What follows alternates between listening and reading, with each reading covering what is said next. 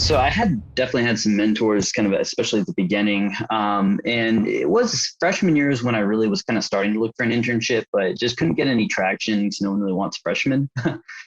So after sophomore year, I definitely got a little bit more traction.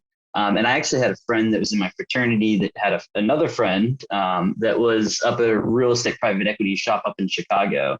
And he told me that he could help me get an internship, but that would be unpaid. So I was actually sleeping on my aunt's couch for a summer and just kind of walking over to the real estate private equity firm right in downtown Chicago, which was a lot of fun. But kind of just how that got started. Very cool. So, what did you do your freshman summer then with no internship? I worked at Party? Macy's in sales. Oh, there you go. Yeah, You got paid at least yeah, something. just tried to make some money. Do you remember what they paid you? Was it an hourly thing? Yeah, $9 an hour. $9 an hour. I love it. So you're working there for the summer freshman year. You come in sophomore year. You keep kind of grinding. And how are you kind of networking to try to get these internships? It sounds like it was a friend of a friend in a frat that helped you get this first real estate private equity internship that was unpaid.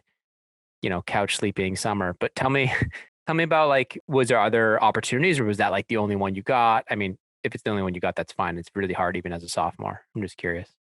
So I actually did have two or three other opportunities. And at the time I was kind of just starting on that LinkedIn networking game, as well as just kind of also some emails here and there and just applying through whatever resources my school could give me.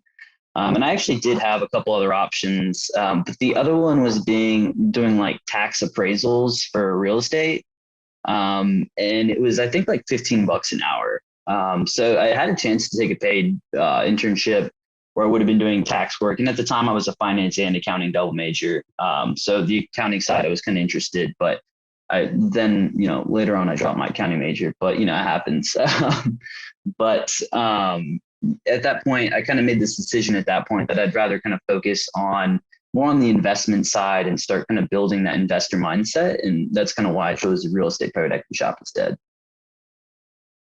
I think it was a really wise move to take the unpaid, sleep on the couch for the summer and take the unpaid because you get real estate private equity internship on your resume sophomore year. Kind of opens up a lot of doors, right? Definitely, 100%.